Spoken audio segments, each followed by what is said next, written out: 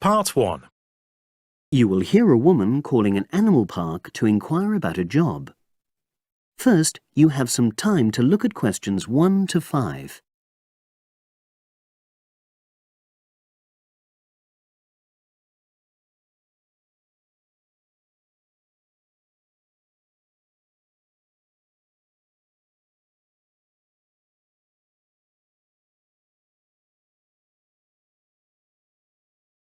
Listen carefully and answer questions 1 to 5.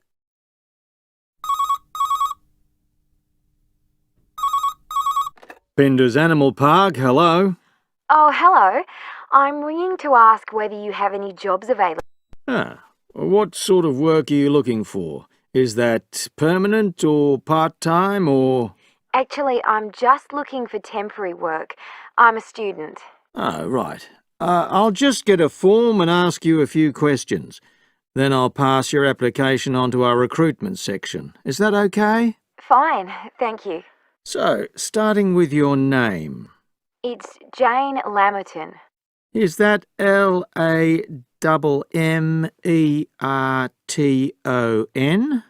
There's only one M in it. Oh, right. And your address? It's 42 West Lane. Right. And is that in Exeter? Yes. Okay. And can you give me your mobile phone number? 07792 430 921. Right. Now, the next thing is, when are you available to start work? I finish college on the 8th of June. That's in 3 weeks' time. But I can't start work till the 11th because I've got a hospital appointment on the 10th of June. No problem. Now, I need to ask you a few questions about the type of job that might be suitable. Do you have any particular kind of work in mind?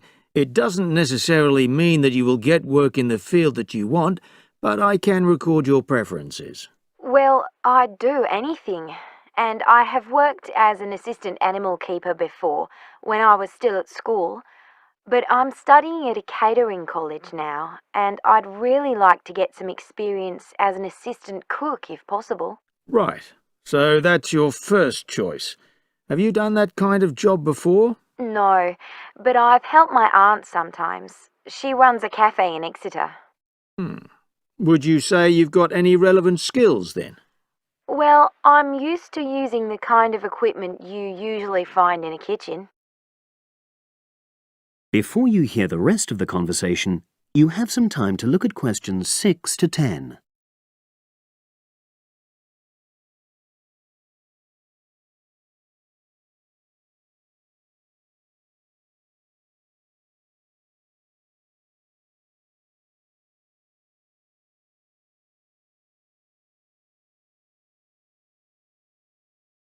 Now listen and answer questions 6 to 10.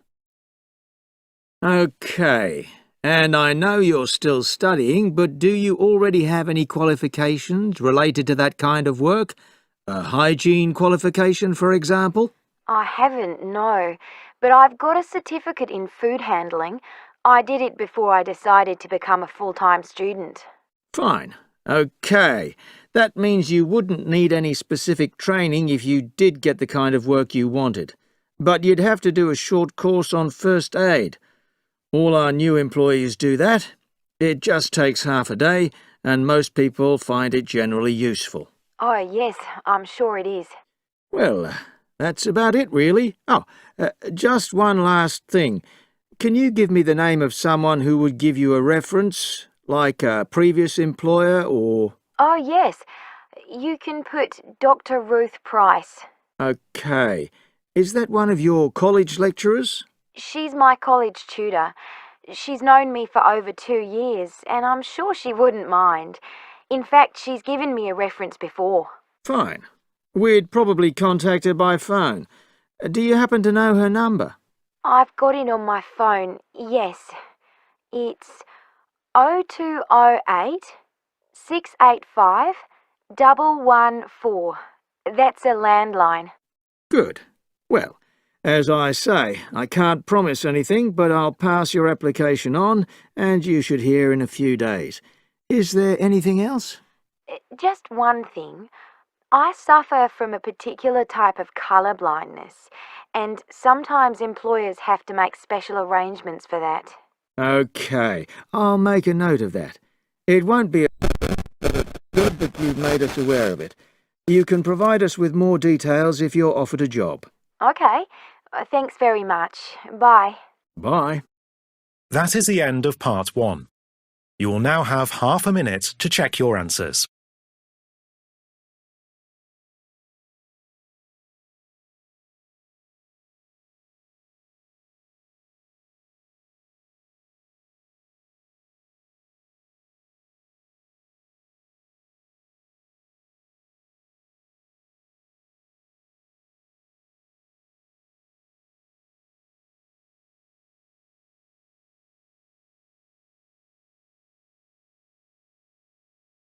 Part 2. You'll hear a man giving information to a group of new university students. First, you have some time to look at questions 11 to 15.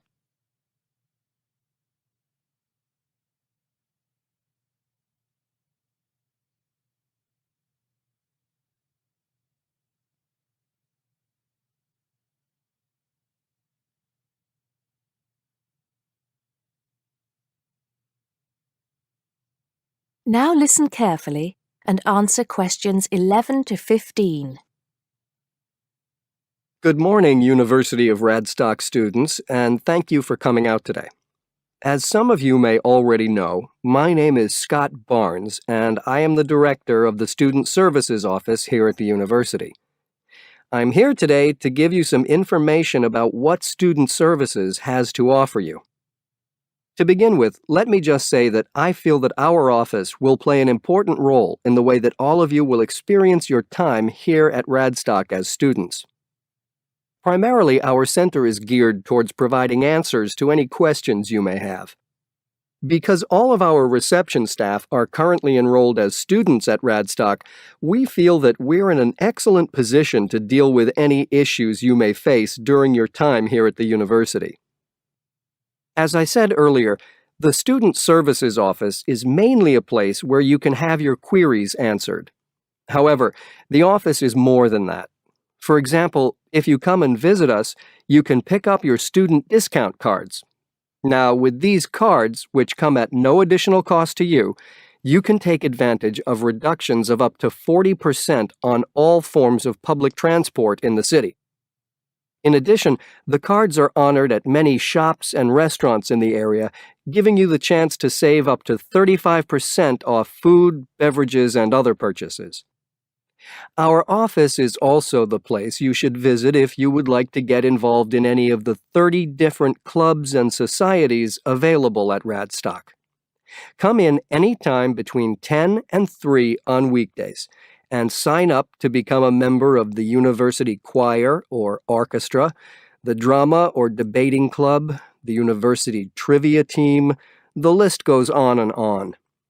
For new students, I cannot stress enough how vital it is to participate in the non-academic side of university life. Yes, we are here to work hard and do our best at our studies, but student life is also about having fun and meeting like-minded people. So, bearing that in mind, make sure that you get involved and enjoy yourselves. Before you hear the rest of the talk, you have some time to look at questions 16 to 20.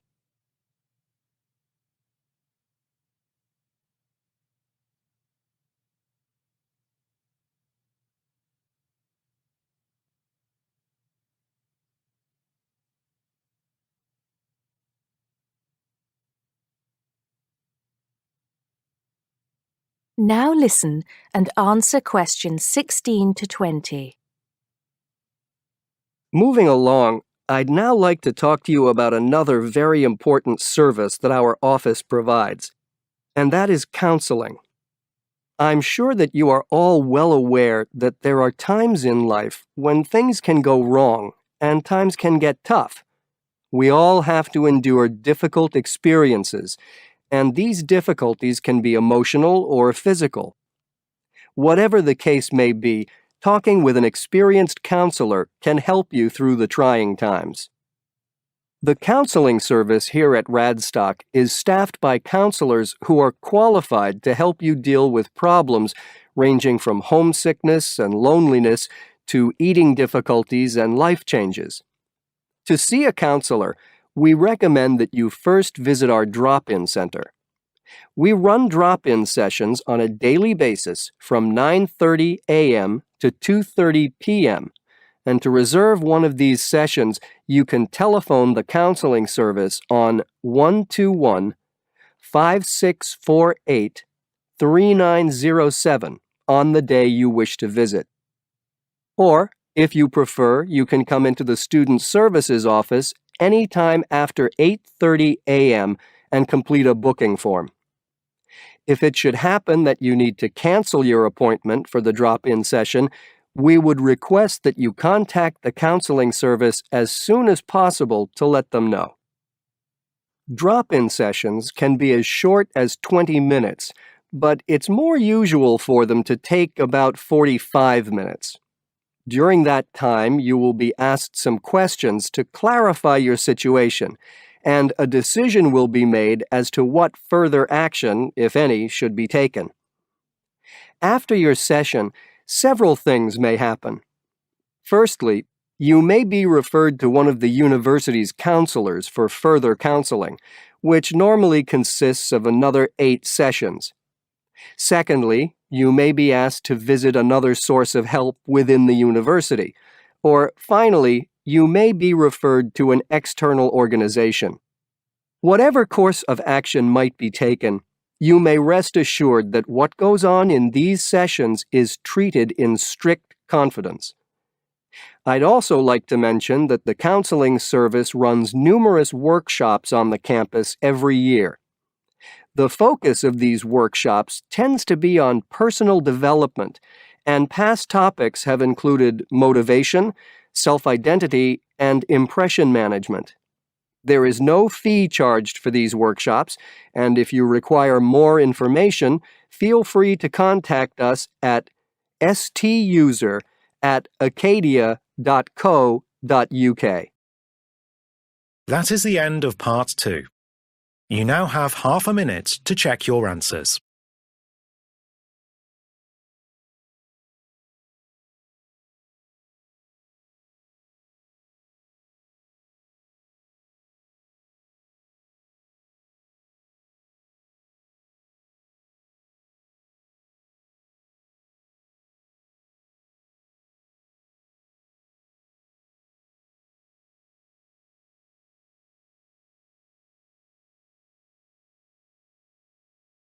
Part 3. You will hear a conversation between a university student and a faculty advisor about the requirements for the student teaching semester. First, you have some time to look at questions 21 to 24.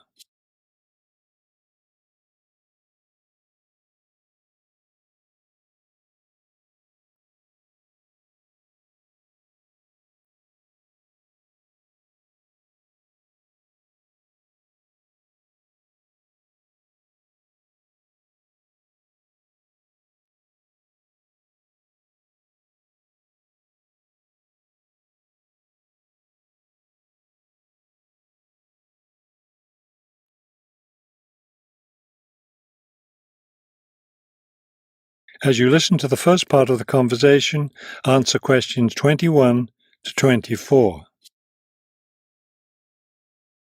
I'd like to go over with you today some of the requirements for your student teaching, which you'll be undertaking next semester. I'm really looking forward to working in a real classroom and teaching children, but I'm nervous about it too. One of my roles is to provide you with whatever support you may require. One thing that helps me do that is to know what you're doing in the classroom, so I require all my students to keep a journal about their teaching experience. That sounds like a lot of work. Will I have to write in it every day? Yes, if you can. You'll give it to me at the end of each week. Another thing I'll want from you is a few sample lesson plans. I'll let you know ahead of time exactly how I want you to do them. Several of us from the university will be student teaching at the same school. Are we supposed to get together regularly to discuss our work? I'll meet with each student teacher individually, but you aren't required to meet with each other. Of course, you can talk together as much as you want. You will, however, have to observe some of the other teachers in the school, besides the teacher you'll be working with. Then will I get an evaluation from my supervising teacher at the end of the semester? Actually, no. I'll do your evaluation, and I'll base it on several things. One is your required portfolio, which should contain samples of your class activities and your students' work. Another important thing is your term paper.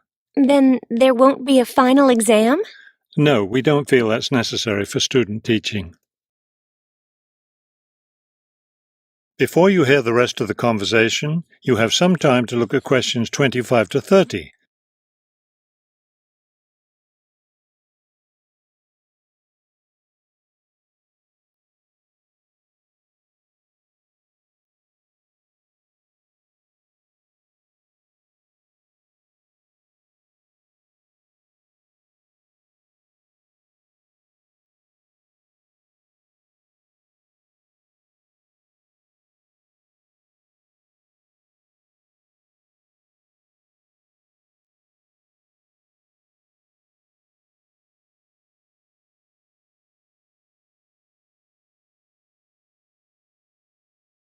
Now listen and answer questions 25 to 30.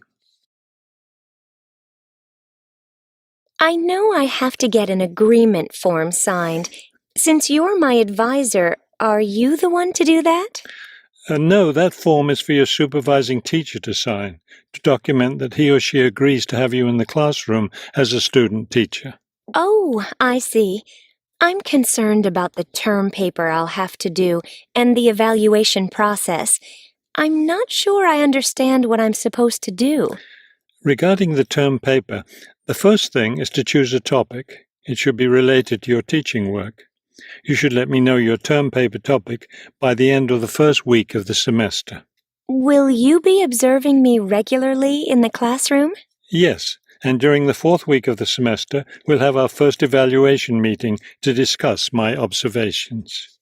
One thing I'm really looking forward to is the student-teacher conference that the university puts on every year.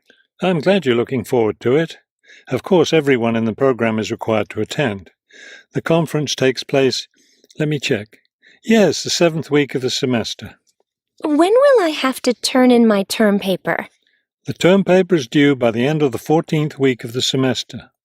Then during the 15th and final week, we'll get together one last time for a semester review.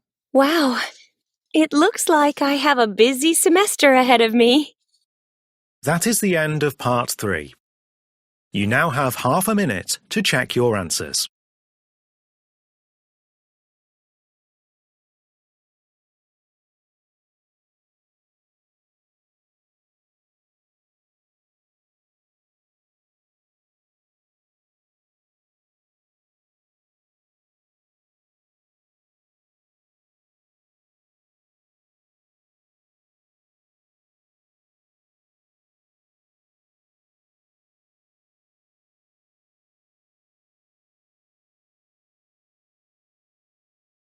Part 4. You will hear a monologue on the subject of the Celts. First, you have some time to look at questions 31 to 40.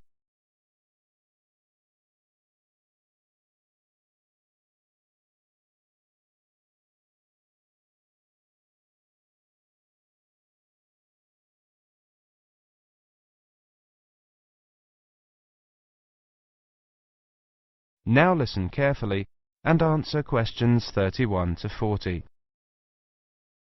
Welcome to this introductory lecture on the Celts. Who were the Celts? The Celts were an Indo-European group, that is, related linguistically to the Greeks, the Germanic peoples, certain Italic groups and peoples of the Indian subcontinent. They arose in Central Europe at the beginning of the first millennium BC, and were an iron-using and horse-rearing peoples. By the end of the first millennium BC, their cultural group had spread up and down the Danube and Rhine, taking in Gaul, Ireland and Britain. Across Central Europe, into northern Italy and northern Spain. Their roaming across Europe led some of the Celtic tribes to sack Rome in 390 BC, creating a fear of the northern barbarians that was to haunt Romans for hundreds of years to come. The Celts are defined archaeologically by the type sites of Hallstatt and Latene, the former being taken to relate to an earlier phase of cultural development. Hallstatt, an ancient salt mining area, was excavated from 1876 onwards by the Viennese Academy of Sciences, and provided the first classification of the prehistoric Celts.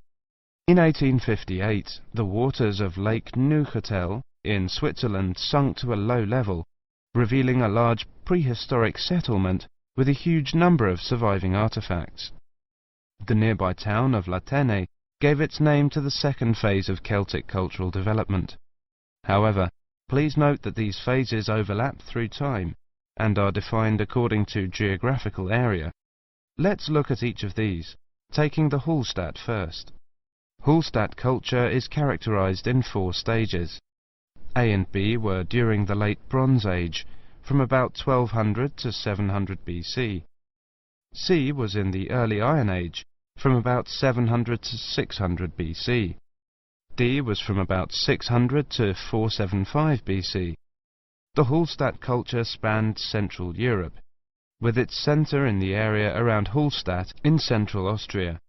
There were 2 distinct cultural zones, the eastern and the western.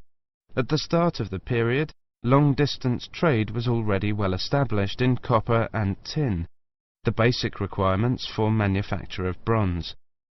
From about 700 BC, trade in iron also became established. The Hallstatt area also already controlled the trade in salt, crucial when there were few other means to preserve food. Control of these 2 crucial trade goods, iron and salt, provided the basis for the accumulation of wealth and influence. From 800 BC, some burials of rich people can be identified in Central Europe, with grave goods such as wheeled wagons and iron swords. Hallstatt C saw the construction of fortified hilltop settlements to the north of the Alps. These had burial mounds holding very high-quality goods, such as vehicles and expensive imported treasures. By the time of the Hallstatt D period, these increasingly extravagant burial mounds were clustered around a few major hill forts to the southwest of the region.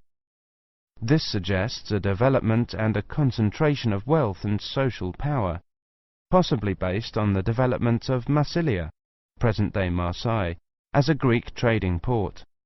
The expansion of luxury trade brought greater opportunities for profit and helped to create an increasingly stratified society, with the development of a wealthy nobility. Over the period from 1846 to 1863, 1,000 graves were found at Hallstatt, with an astonishing range of artifacts, including clothing and salt mining equipment, as well as weapons, jewellery, pottery, and imported bronze vessels in the chieftains' graves. The Latene era was the time of Celtic expansion and migration, and the time of formation of the myths. The Latene culture is named after the site in Switzerland where it was first discovered. The Latene people were those known to the Romans as Gauls, originally found in an area from eastern France to Bohemia. The Latene culture spread rapidly from about 400 BC.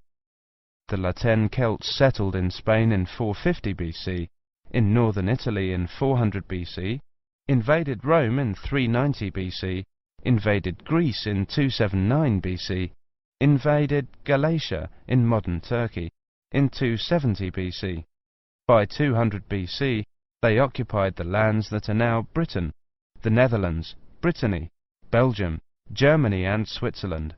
There is much debate over how much of the expansion into Britain was achieved through invasion and settlement, and how much was the expression of cultural transfer that accompanied trade and reflected the commonality of kinship and language of many tribes. There is little evidence for actual migration of Latene people into Britain. Nevertheless, it does appear that the Latin culture was more militarily focused than the Hallstatt one. The Latin graves across Europe hold iron weapons, swords and spearheads, and wooden shields, as well as everyday items such as razors, yokes, cauldrons and jewellery. That is the end of Part 4. You now have half a minute to check your answers.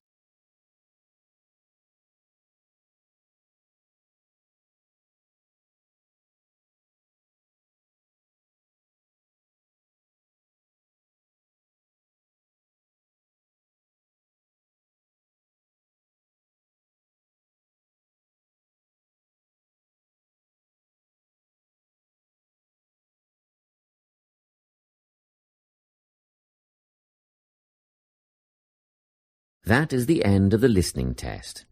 You now have 10 minutes to transfer your answers to the listening answer sheet.